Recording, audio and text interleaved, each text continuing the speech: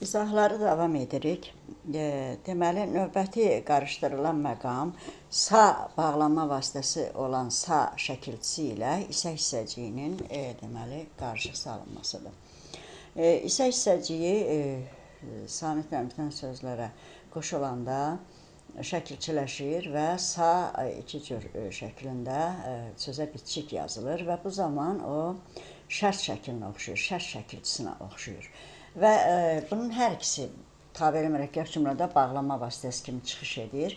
Hər ikisində deməli budaq cümlə əvvəl gəlir, yəni bir fərq yoxdur burada.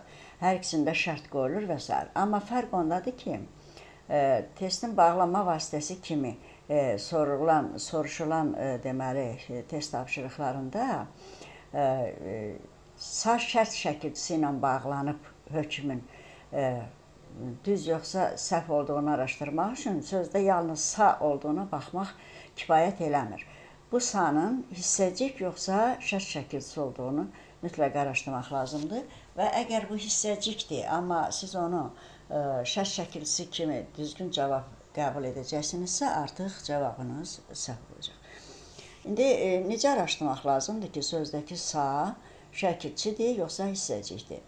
Bunun üçün bir neçə nümunələrə baxaq. Birinci, bu məqamı yadda saxlamaq lazımdır ki, şəkil anlayışı kateqoriya kimi yalnız feilə məxsus bir kateqoriyadır. Yəni, digər nitq hissələrinin heç birində şəkil anlayışı yoxdur. Ona görə şərt şəkili ifadəsi, termini yalnız feilə məxsus bir deməli göstəricidir. Bu ancaq feildə ola bilər. Yəni, feil olmayan nitq hissəsi heç vaxt şərt şəklində ola bilməz. Ona görə birinci bununla işləyirik. İlk addımımız o olur ki, biz baxaq sa şəkilçisi nəyə qoşulub? Feilə qoşulub, yoxsa feil olmayan nitq hissəsinə qoşulub? Əgər bu feil olmayan nitq hissəsinə qoşulubsa, o heç vaxt şərt şəkilçisi deyil. Bu həmişə olacaq isə hissəciyi. Amma feilə qoşulubsa, orada o hissəcik də ola bilər, şərt şəkilçisi də ola bilər. Burada mütləq araşdırma lazımdır. Və yine bu araşdırmanı necə lazımdır, nümunələrə baxaq. Birinci nümunə. Yol rahatsa gedə bilərik. Cümlədə sa var. Bağlama vasitəsidir. Və baxırıq birinci sa nəyə qoşulub? Rahat sözünə. Rahat. Hansı nitq hissəsidir? Sifət. Deməli, sa sifətə qoşulubsa, o heç vaxt şərt şəkilçisi ola bilməz. Yəni, feilə qoşulmayıb. Ona görə bu artıq birbaşa bilirik ki, bu hissəcikdir. Başqa araşdırmaya ehtiyac yoxdur. Yəni, belə bir cümlə üçün hökm verilsə ki, sa şərt şəkilçisi ilə bağlanıb, bu səhv olacaq. İsə hissəci ilə bağlanıb, düz olacaq. İkinci nümunə. Sözümüz varsa deyin. Sözünüz varsa deyin. Yenə sa var. Və nəyə qoşulub? Var sözünə. Bilirik ki, dilimizdə var, yox, 1, 5, 6 belə söz var ki, var, yox, bəs, lazım, mümkün. Bunlar heç bir nitq hissəsinə daxil olmur və sual tələb etmədən cümlənin xəbəri olurlar. Çünki onlar predikat kimi, yəni ancaq xəbər formalaşdıra bilirlər. Ona görə bu sözlərə qoşulan sanı da çox vaxt görürsən şərt şəkilçisi kimi qəbul edir, deməli, testi işləyənlər. Amma var, fakt olaraq feil deyil. Və feilə qoşulmayıbsa, söz, sa şəkilçisi feilə qoşulmayıbsa, deməli, heç vaxt şərt şəkilçisi ola bilməz. Deməli, burada da artıq var sözünə qoşulduğu üçün bu şəkilçi yox, olacaq hissəcik. Üçüncü nümunə. Hamı gəlibsə, başlayaq. Sə nəyə qoşulub? Gəlmək feilinə. İndi burada bir məqama diqqətli olaq. Feilə qoşulan sə nədən bilək ki, şərt şəkilçisidir, yoxsa isə hissəciyidir. Burada o şəkilçinin işlənmə yerinə baxmaq lazımdır. Əgər sə şəkilçisi feildə birinci qrammatik şəkilçidirsə və ondan əvvəl yalnız ma inkar şəkilçisi işlənə bilər və söhbət leksik şəkilçidən getmir, leksik şəkilçilər istənilən qədər ola bilər. Yalnız qrammatik şəkilçidən gedir söhbət, çünki feilin şəklini birinci qrammatik şəkilçi bildirir. Əgər birinci qrammatik şəkilçi ma inkar şəkilçisidirsə, biz bunu nəzərə almırıq.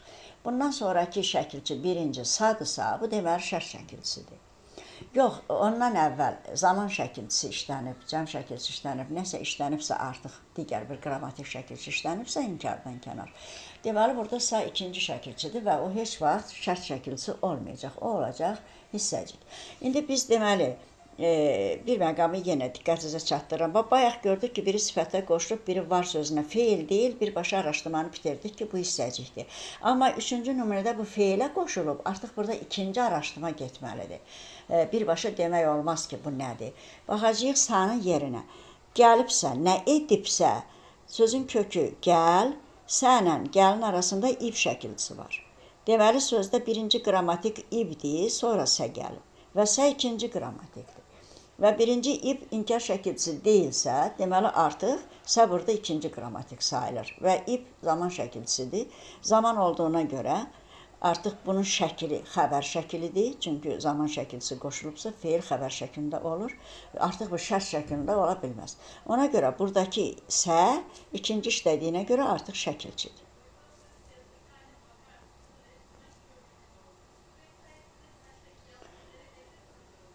Dördüncü nümunəyə baxırıq. Tez gəlsə, mənə deyin. Sə, yenə feilə qoşulub. Baxırıq, gəl. Feilinə birbaşa sə qoşulub. Və burada bu birinci qrammatik olduğuna görə deməli olacaq şərt şəkilçisi. Bağışlayın, bayaq mən dedim, orada səhv dedim, gəlibsə, deməli, burada ib zaman şəkilçisindən sonra gəldiyinə görə sə şərt şəkilçisi yox, hissəcikdir. İkinci nümunədə isə sözdə birinci, feildə birinci qrammatik, sözdə yox, feildə birinci qrammatik şəkilçi olduğuna görə artıq o şərt şəkilçisidir, yəni hissəcik deyil. Beşinci nümunə, çox oxusan, çox bilərsən. Bu sa şəkilçilərində qarışdırılan digər bir məqam, san şəxs şəkilçisi ilə sa üstə gəlini şərt şəkilçisi, üstə gəl şəxs şəkilçisinin qarışdırılmasıdır. Və hansı nümunədə san bütöv bir qrammatik şəkilçidir, bu zaman olur şəxs şəkilçisi, burada artıq şərt şəkili olmur. Hardakı sa şərtdir, n şəxs şəkilçisidir, onda artıq bu şəkilçi şərt şəkilçisi olur. Bəs bunu necə ayıraq? San bütöv bir qrammatikdir, yoxsa iki qrammatikdir? Bunun üçün nəyə diqqətli olmalıyıq? Çox oxusan, çox bilərsən. San bir qrammatikdir, yoxsa iki qrammatikdir? Biz bunun aydındır ki, san ikinci şəxsin şəxs sonluğudur deyə, o mütləq ikinci şəxsin əvəzi ilə işlənəcək, sən əvəzli ilə. Yəni, sən çox oxusan, çox bilərsən. İndi biz səni başqa bir şəxslə əvəz edirik. Ya ona, ya da mənlə. Məsələn, mən çox oxusam, çox bilərəm. Sa qaldı və n dəyişdi. Mən çox oxusam, çox bilərəm. Sa qalır, n dəyişir. Deməli, n ayrı şəkilçidir. Və yaxud üçüncü şəxslə yoxlaya bilərik. O çox oxusa, çox bilər. Üçüncü şəxsdə artıq şəkilçi olmadığına görə şəxs şəkilçisi. Deməli, n artıq kənarlaşdı və yalnız qaldı sa. Deməli, san burada iki şəkilçidən ibarətdir və iki şəkilçidən ibarətdirsə, onda birinci sa şərt şəkilçisidir və ona görə də bu cümlənin bağlanma vasitəsi artıq şərt şəkilçisidir. İkinciyə baxırıq. Çox oxuyarsan, çox bilərsən. Yenə san var. Axtaraq biricə, yoxsa iki şəkilçidir. Yenə başqa əvəzi ilə əvəzləyirik. Mən çox oxuyaram, çox bilərəm. Mən oxuyaram. Artıq bu feildə sa qalmadı və san bütöv getdi. Və bütöv getdisə, deməli, bu bir qrammatik şəkilçidir. Və yaxud üçüncü şəxslə əvəzləyək. O çox oxuyar, çox bilər. Bu artıq yenə san bütöv getdi. Ona görə artıq san bütövlükdə şəxs şəkilçisidir deyə, burada artıq sa şəkilçisi yoxdur. Və belə bir cümlə üçün heç vaxt sa şəkilçisi ilə və yaxud hissəciyi ilə bağlanıb demək olmaz. Çünki burada artıq nə sa hissəciyi var, nə də sa şəkilçisi var. Əksinə, biz bunun arasına təzədən sa artıra bilərik. Çox oxuyarsan sa, çox bilərsən. Əgər biz bura nə isə artıra biliriksə, deməli, bu iki şəkilçinin arasında artıq heç bir bağlama vasitəsi yoxdur. Bu ancaq intonasiya ilə bağlanır. Və belə cümlələrin haqqında verilən hökmlərdə də yenə san şəkilçisi olan feillərə çox diqqətlə yanaşmaq lazımdır. Yəni 6-cı cümlə haqqında əgər test hökm versə ki, sa hissəciyi ilə və yaxud sa şərt şəkilçisi ilə bağlanıb, hər iki hökm səhv olacaq. Çünki burada ümumiyyətlə sa yoxdur.